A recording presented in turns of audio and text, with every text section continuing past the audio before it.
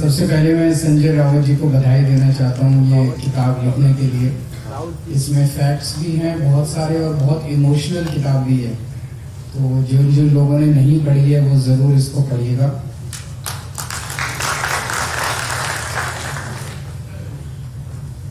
मैं बहुत ज़्यादा अनुभवी तो नहीं हूँ, स्टेज के ऊपर बहुत महानुभाव लोग बैठे हैं जो कि राजनीति में बहुत ज़्यादा अनुभव रखते हैं, लेकिन मेरा दिल कहता है और मेरी थोड़ी बहुत पॉलिटिकल समझ कहती है कि शायद मोदी जी 2026 पूरा नहीं करेंगे प्रधानमंत्री के पद।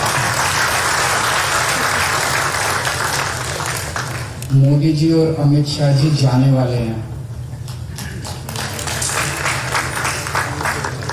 उनका साम्राज्य खत्म होने वाला है।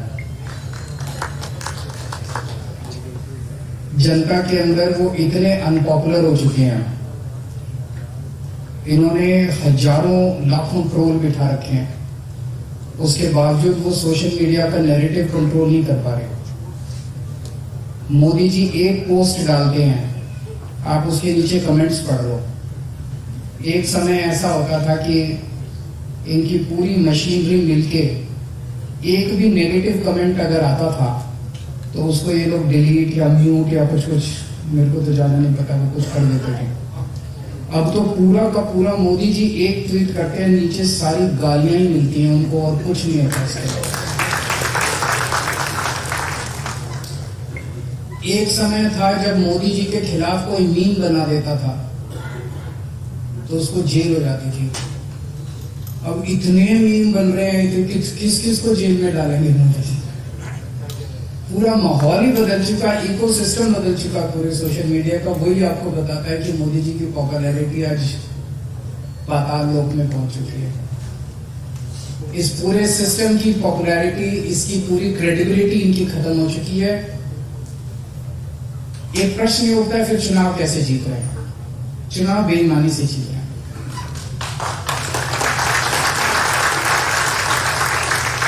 उसका सबसे बड़ा जीता जाता उदाहरण मैं हूं। मैं नई दिल्ली विधानसभा से चुनाव लड़ा। जब मैं जेल गया, जेल जाने के पहले मेरी विधानसभा में पिछली बार जब मैं लड़ा था 1,48,000 वोट थे। 1,48,000।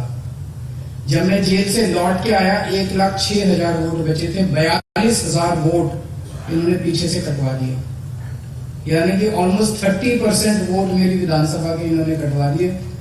3,000 वोट से जीत गए। पिछली बार मैं 30,000 वोट से जीता था। इस तरह से जीत रहे हैं, बेईमानी करके जीत रहे हैं। वोट ऐड करते हैं, वोट डिलीट कराते हैं, फर्जी वोट डलवाते हैं, ईवीएम्स में हेराफेरी। अब ये चोरी से जीत रहे हैं। लेकिन एक ना एक दिन तो जब सारी सब जनता खड़ी होती है तो सबको अपना वो मिलता है। तो मेरा अपना मानना है और मैं समझता हूं कि जब देश को इन दोनों से मुक्ति मिलेगी तो एक सेटिस्फेक्शन ये होगा कि इस लड़ाई में हमने भी थोड़ा सा कंट्रीब्यूट किया था, हम भी जेल गए थे। फ्रीडम फाइटर, हम भी इस पूरी लड़ाई के फ्रीडम फाइटर। मुझे दुख इस बात का होता है कि इस देश की जनता ने जितना बड़ा मैंडेट इनको दिया 3 बार, ये चाहते तो इतना कुछ कर जाते देश के लिए। इतना मतलब देश याद करता है इनको। देश कोई 12 साल हो गए इनको, 12 साल कम नहीं होते किसी भी देश के इतिहास में, बहुत होते हैं।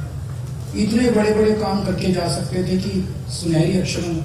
अब इनका पूरा ये कालखंड जो है ये काले अक्षरों में लिखा जाएगा हमारे इतिहास के अंदर। सबसे गंदा मतलब कौन सा ऐसा कुकर्म है जो इन्होंने नहीं किया इन 12 साल के अंदर? सारे कुकर्म किए हैं। एक बात और कहना चाहूंगा कि अब इन्होंने सारा सिस्टम ऐसा कर दिया कि ईमानदार कौन है और बेईमान कौन है इसकी परिभाषा बड़ी साफ साफ हो गई है।